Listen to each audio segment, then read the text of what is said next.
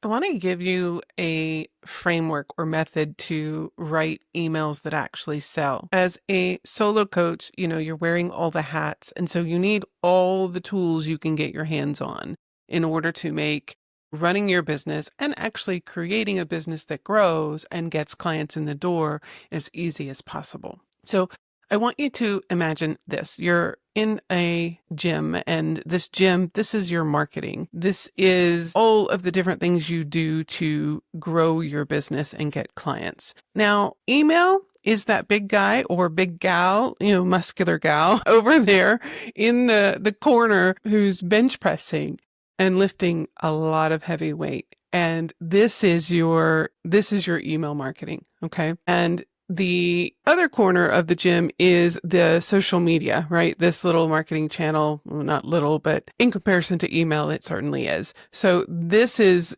you've got email over here in this corner who's lifting all the heavy weight, and then you've got social media over here, and email is lifting twice as much weight as social media is in terms of your marketing. So email is a quiet powerhouse. It is not flashy. It doesn't need an algorithm's permission to show what you're writing or your work to people, right? And it's still year after year performing better than any other aspect of marketing channels.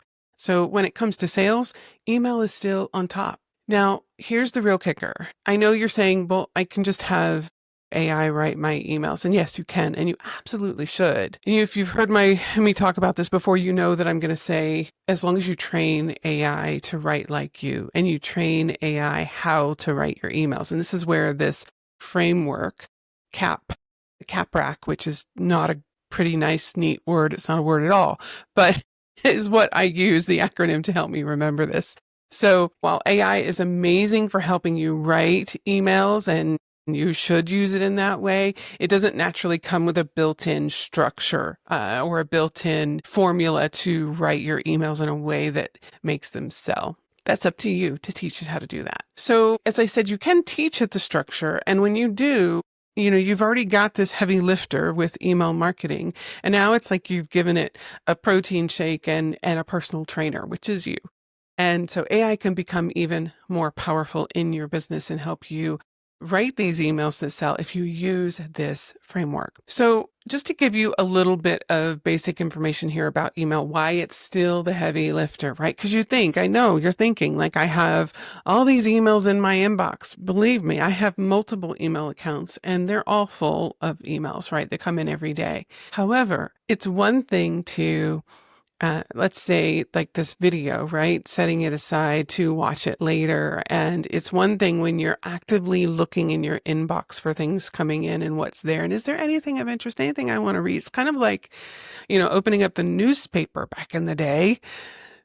Gasp, like if you've ever actually held a newspaper or, a magazine for that matter. Like, we're already trained to pick up our phones and scroll and look. Is there anything on social media? Is there anything in my inbox? So people are already looking to see what's coming in, and your emails can be on the top of the pile, right? And grab their attention and still provide value and still sell. So for every dollar you spend, this is some of the latest data that I came across. For every dollar that you spend, the average return is $36 to $42 in terms of email marketing. Every dollar you spend on email, so think of that in regards to your email marketing costs, you're going to get that $36 to $42 back on it if you're writing emails that sell. So you'd have to sell your soul to an algorithm. I mean, literally, probably part of your sanity too, in order to get that kind of ROI, right? On anything like social media and other, not necessarily all other channels, because again, it depends on how you're using it. But email, in terms of ease and learning curve, massive, right? The easiest one to go with. So in even knowing all of that, though, you're still at the mercy of random platform changes. Like let's set email aside for a moment, social media, YouTube, even blogs for SEO and search, right? That's changing drastically. You're still at the mercy of something else changing, right? Changing the results you get from it.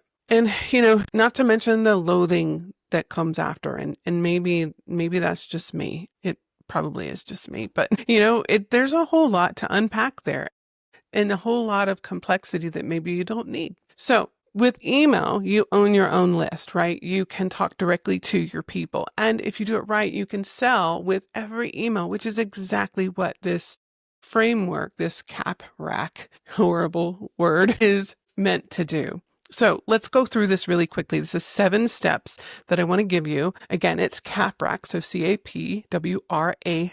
And I want to explain each step of this framework or formula, whatever you want to call it. It's really a framework. So the first one is C, which is conversational. Always, always, always write your emails to your list in a conversational tone. Talk like you actually talk, not like you're writing a memo to the queen or giving a briefing to the CEO. Same thing. I don't know. Use contractions, everyday words, and those little side comments that you make, like when you're talking to a friend. And, this is where your personality gets to really come out. Get comfortable, practice writing as you in a conversational tone.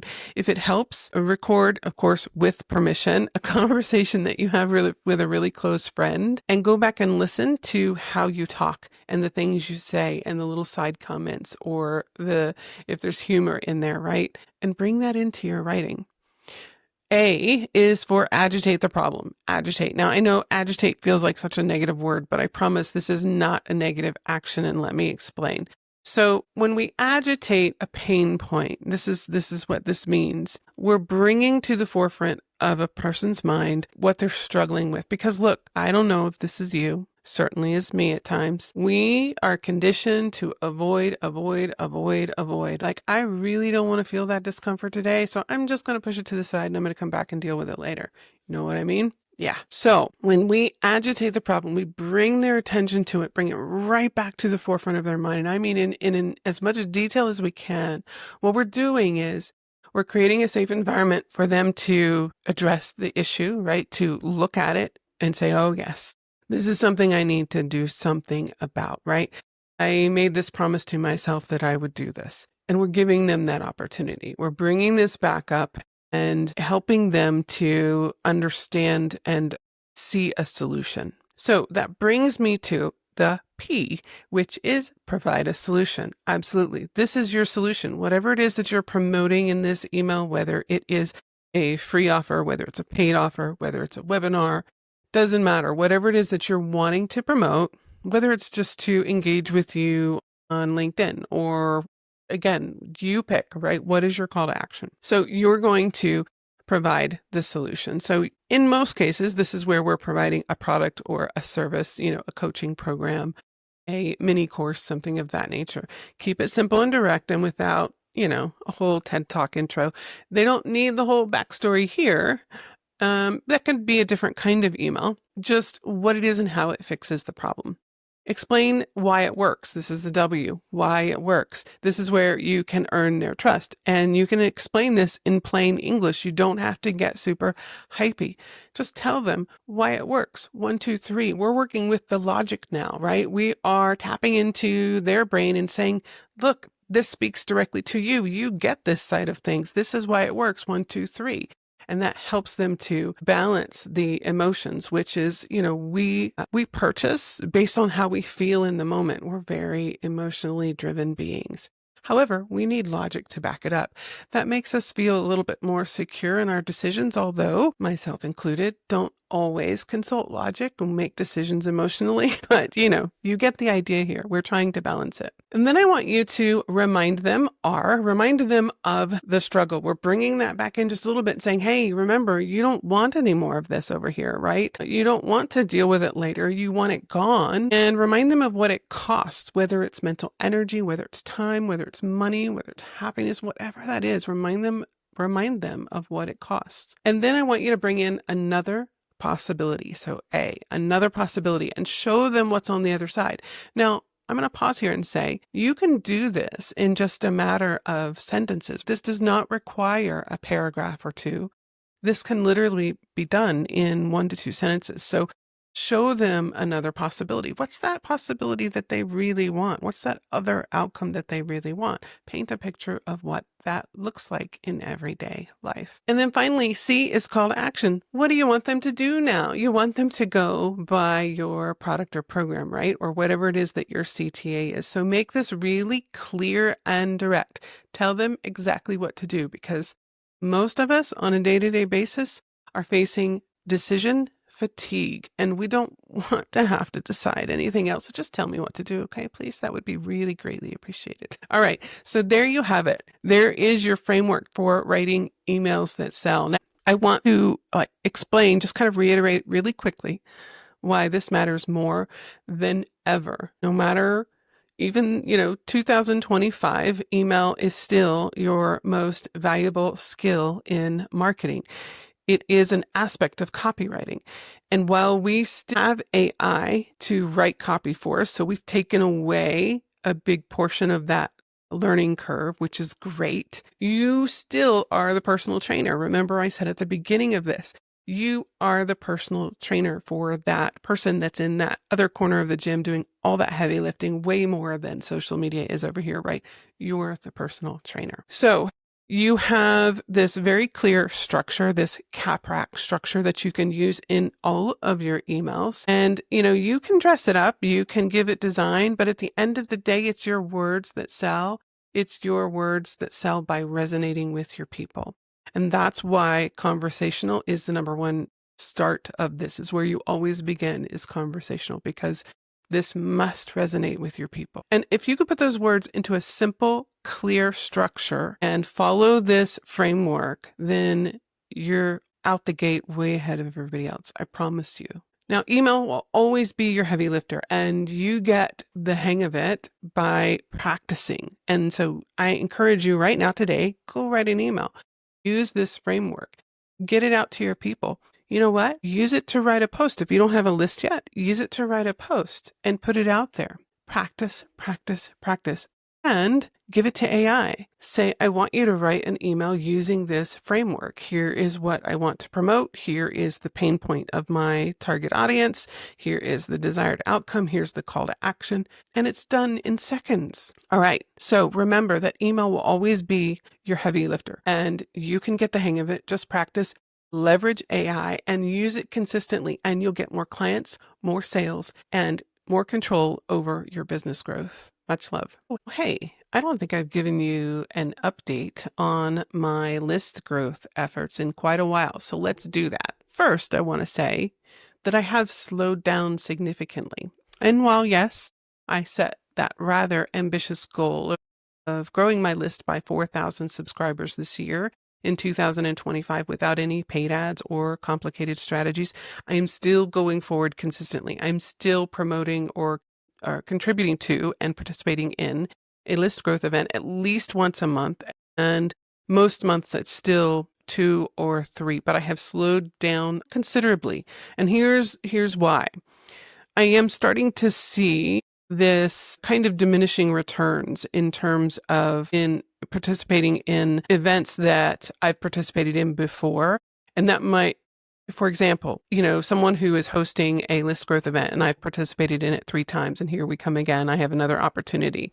I'm not seeing the same amount of list growth that I did when I started with that particular event, right? So let's say that I got 200 new leads with that host and their event a few months back, and now I'm getting maybe 30 leads. And that could just be that what their reach is not expanding as much to give me as much new leads as when I started, or my offer has been seen too much, right? Now I do have 3 different offers that I use for these events to rotate through so that we don't run into that problem. However, I might be seeing that happening now. So another reason for slowing down a bit and regrouping, because I want to create some more new mini courses and offers that I can give away for free in these bundle giveaways to refresh, right? I think it's probably time to do that. However, I'm still at just under 1,400 new leads since I started, which is pretty significant in that I have not run any paid ads to get these leads. This is simply participating in these free bundle giveaways, which